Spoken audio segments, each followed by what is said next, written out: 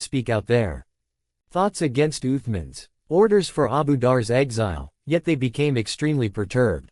Not only those companions, who were present there, got perturbed, but also those who were not in Medina but who heard the news of his banishment became restless. For example, Abdullah ibn Mas'ud, who was in Kufa, and likewise the people who belonged to his tribe, became extremely agitated.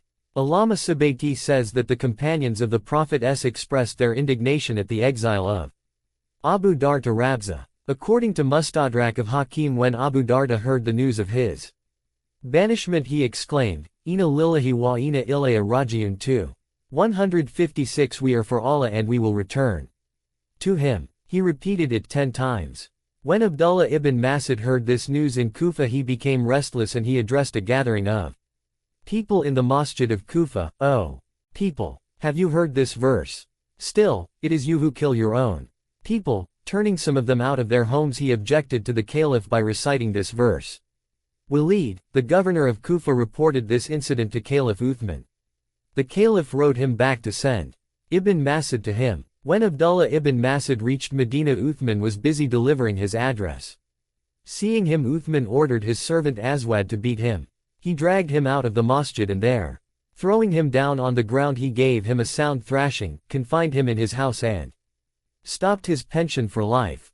39. In short, on Uthman's order, Marwan brought a camel without a saddle and was about to send him off, when suddenly Ali, Hassan, Husayn, Aqil, Ammar, Abdullah ibn Ja'far, Miqdad ibn al-Aswad and Abdullah ibn Abbas came out and said, O the accursed Marwan!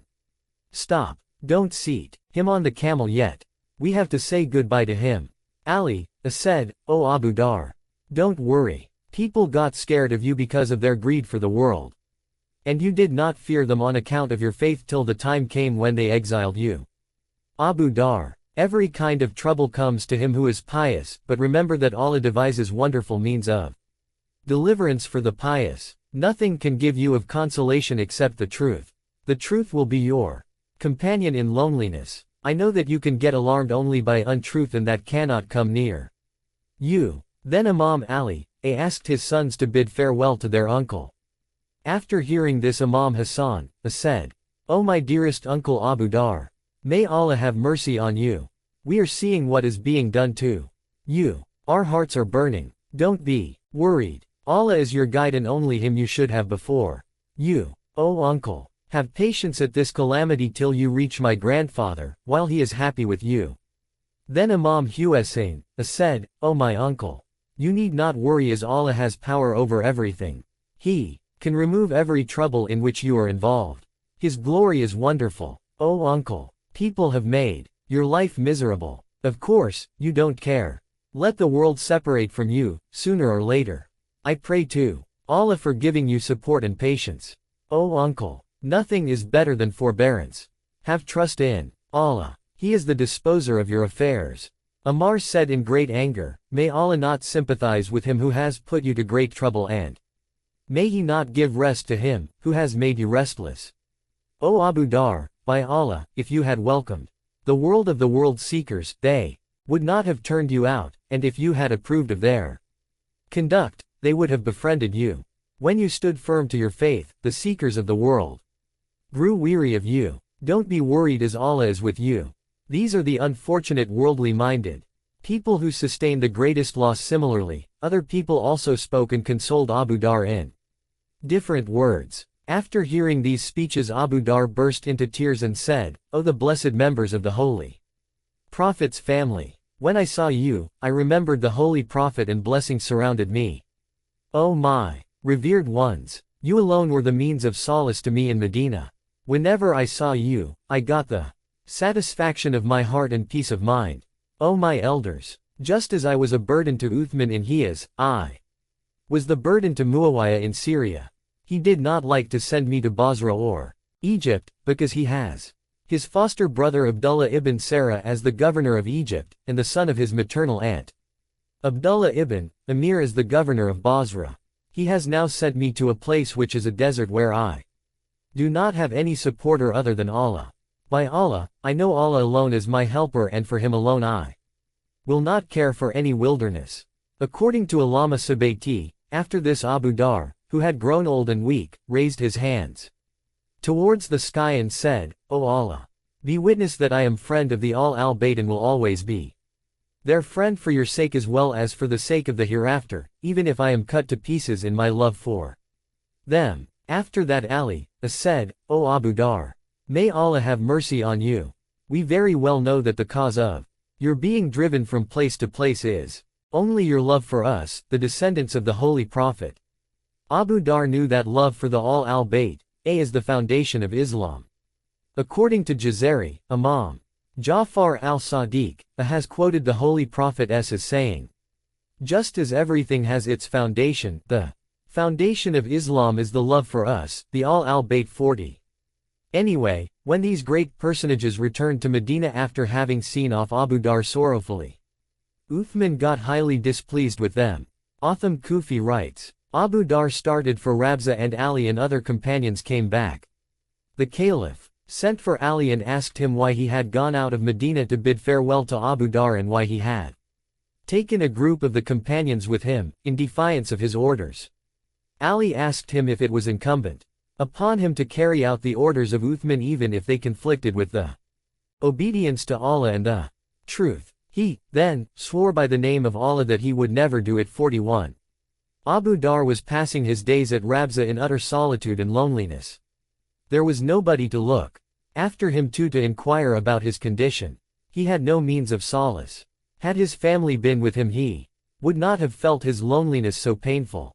They were still in Syria and Abu Dhar was driven out of Syria to Medina and then banished to Rabza. Abdul Hamid Jadid as-Sihar writes that when Muawiyah came to know that Uthman had exiled Abu Dhar he sent his wife with others to Rabza. When Abu Dhar's wife came out of her house she had only a bag with her. Muawiyah said to the people, look at the belongings of the preacher of austerity. At this Abu Dhar's wife said, it contains a few coins and not dirhams or dinars and those too, only two suffice for the expenses. When the wife reached Rabza she saw that Abu Dhar had constructed a masjid there. Various historians have mentioned the construction of a masjid by Abu Dhar at Rabza. We find its mention in the books of Tabari, Ibn Athir and Ibn Khaldun. In the Arabic copy of Tabari there is a sentence that Abu Dhar had drawn a line of a masjid there and at that place he used to offer his prayers, just as today also people collect some earth in a jungle and name it a masjid. It was not a proper masjid, nor was it possible for him to construct a masjid like the one of today. According to Abdul Hamid, during the days of Hajj when people passed through Rabza they offered prayers in the masjid of Abu Dhar. This means that was not a populated place. If there had been a population there it would have been mentioned in some book of history that the people of that place offered prayers in that masjid, just as a mention is found of the pilgrims offering their prayers in it. Allama Subayti writes that Abu Dhar was in a state of loneliness and was passing his days in such a condition at Rabza that no human being could be seen there, except an occasional wayfarer who sometimes passed that way. There was not a place where he could take refuge. There was a tree under which he lived. There was no arrangement for his food. There were poisonous grasses all around, and they caused his and his wife's death. 42. After that the author adds that the reason to send Abu Dhar to such a place was only to stop his speeches, so that nobody could hear him, since he had a charm in his tongue. Whenever he spoke the truth, which shook the foundations of the government. In short, Abu Dhar was leading his life at Rabza with his family in extremely straitened circumstances. There was no sympathizer there. But those honest men who had loved and reverence for him in their hearts used to go to see him. According to the historian Wachidi, Abul Aswad Dwayli says, I wished with all my heart to visit Abu Dhar and ask him why he was turned out. Therefore, I went to him at Rabza and asked him if he had come out of Medina of his own free will or he had been forcibly expelled. He said, Brother, how do I tell you that when I was sent to Syria, I thought that I had gone to a place which was an important place of the Muslims. I was happy there but I was not allowed to stay there and was called back to Medina.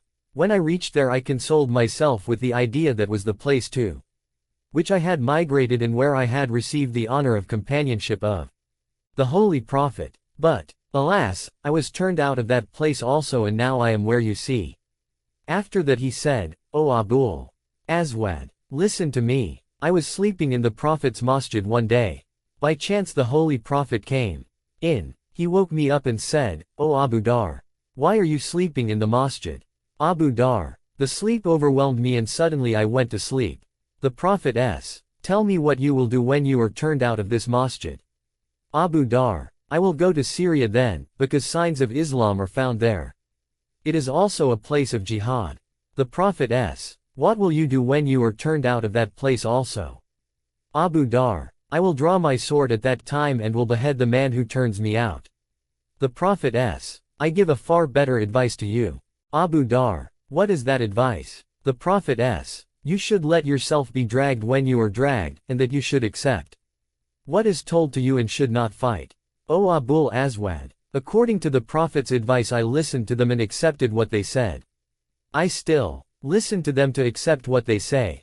By Allah, he will take revenge on Uthman for what he has done to me, and he will be proved the worst sinner in my case when he reaches in the court of Allah. 43. The narrators of this authentic tradition are highly reliable and trustworthy as written by Allama Amini in his book Al-Ghadar. Somebody asked Abu Dar during his stay at Rabza, O Abu Dar, do you have any wealth? He said, my wealth is my deeds. He also said, by wealth I mean the worldly wealth, and I want to know if you have any worldly wealth or not. Abu Dar said, I never spent a day or a night with treasure or the worldly wealth with me.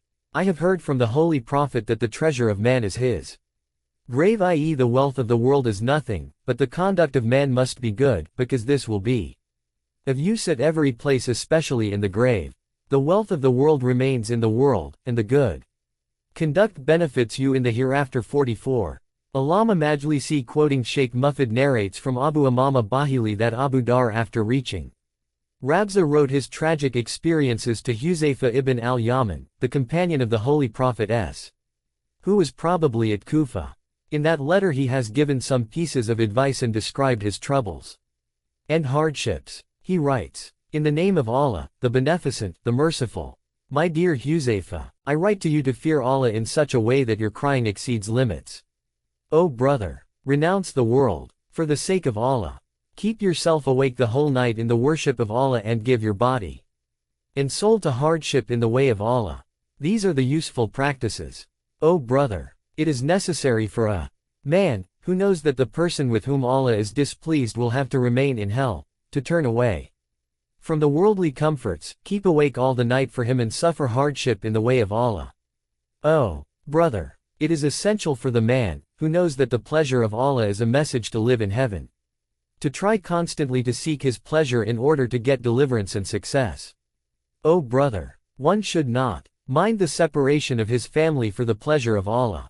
Only the pleasure of Allah is the security of heaven. If Allah is pleased, all our affairs will be accomplished and the hereafter will be agreeable. But if Allah is displeased, it is difficult for us to have a happy end. O my brother, a person who wishes to be in the company of the prophets and saints in the heaven, should mold his life as I have done, and should act upon what I have mentioned above. O Huzaifa, you are one of those people to whom I feel pleasure to tell of my pains and sufferings. In fact, I console myself by telling you what befalls or has befallen me. O Huzaifa, I have seen the tyranny of the tyrants with my own eyes and have heard their offensive words with my own ears. Hence, I was compelled to express my views on those disgusting tyrants.